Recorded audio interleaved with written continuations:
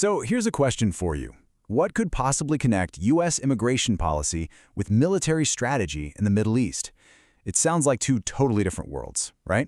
Well, today, we're diving into a perspective from our source material that argues they're not just connected, they're two sides of the same coin. Let's break down exactly how this argument gets built.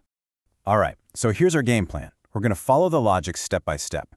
First, we'll look at the supposed threat from within the U.S. Then, we'll dig into the numbers they use to support that.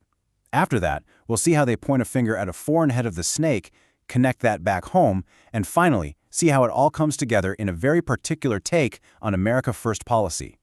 And really, everything we're about to go through, it all boils down to this one big question. The entire argument is an attempt to draw a straight line from what's happening ideologically at home to what should be done overseas. So let's get into it and see exactly how they try to build that bridge. Okay, first up, a threat from within. Now, what's interesting here is that the argument doesn't start where you might expect, with a foreign army or a distant enemy. Nope, it starts with a threat that the source claims is already here, inside our own borders. Let's look at the core idea that everything else is built on. And here it is, the central claim in their own words. Now pay close attention to the language here. They use the phrase existential threat. That's a really big deal. We're not just talking about a problem. We're talking about a matter of survival. And that framing, it's absolutely crucial because it's what they use to justify everything that comes next. The data, the policies, the whole shebang. So you make a claim that big, you gotta back it up, right? Well, the source turns to numbers to make its case. It zeroes in on two specific things, immigration demographics, and then polling data about what some Muslims in the U.S. believe. First up, they'll look at the pace of immigration. The number they highlight is 56%.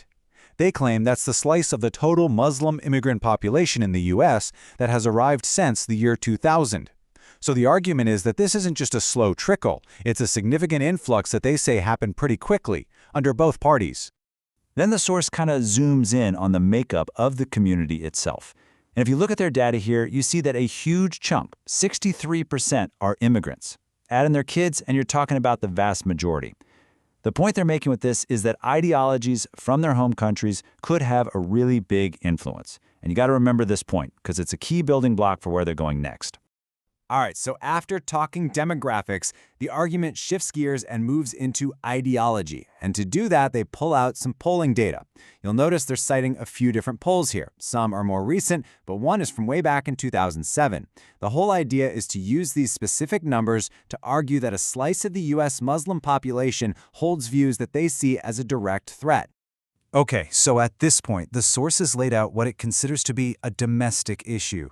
The very next piece of the puzzle is to connect it to an outside power. And for this argument, there's a very specific adversary in mind, Iran. And they don't beat around the bush. I mean, look at this quote. They're not just calling Iran an adversary or a rival. No, they're calling it the head of the terrorist snake. That's some pretty powerful language, right?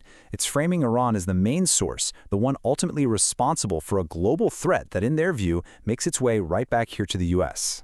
So to back up that head of the snake claim, the source lays out this timeline of grievances. They're trying to show a long-standing pattern of hostility. It starts way back in 1979 with the hostage crisis in Tehran, moves through the decades with attacks they claim killed hundreds of Americans, and brings it right up to today with the recent attacks on U.S. troops in the Middle East. So let's recap where we are.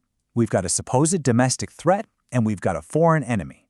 The big question now is, how do you tie those two together?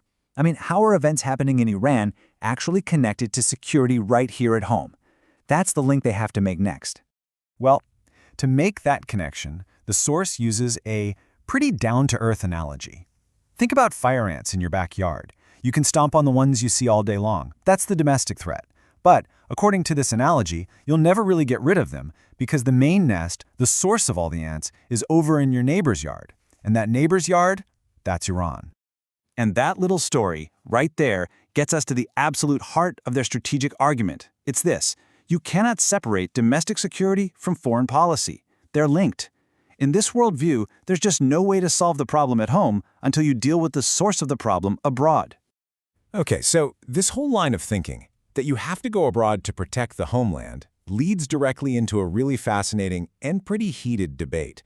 It's about what the phrase America First actually means when it comes to foreign policy. And the source draws a really clear line in the sand. On one side, you have their version of America first. They see it as being proactive, smart, dealing with threats over there before they can get over here. Then there's the other side, which they label America only. They paint that view as isolationist, short-sighted, and basically failing to see the connection between what happens in the world and what happens at home. And to make this less abstract, they point to real-world policy on Iran. They lay out the actions of the Obama and Biden administrations, things like releasing billions in frozen funds, and claim this was basically just funding the problem. Then, they contrast that with the Trump administration's approach, freezing funds, putting on embargoes, and hold that up as the right way to do things. Now, the immediate pushback to this kind of thinking is, of course, the fear of getting stuck in another forever war, right?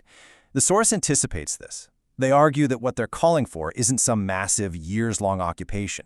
Instead, they say it's about quick, targeted military strikes that are actually designed to avoid a bigger, messier war down the line. And this quote really sums up that whole preventative mindset perfectly.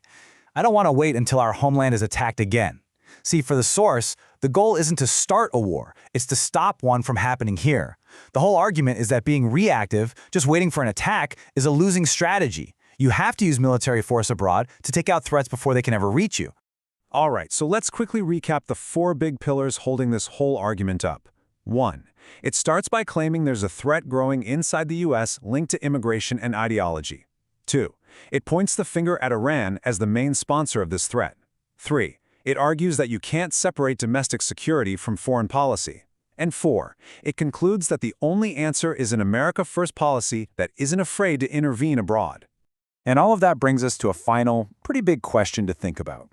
When you have a perspective that weaves domestic issues like immigration and ideology so tightly together with foreign military action, what are the potential ripple effects? What does that mean for policy here at home and for America's relationships with the rest of the world?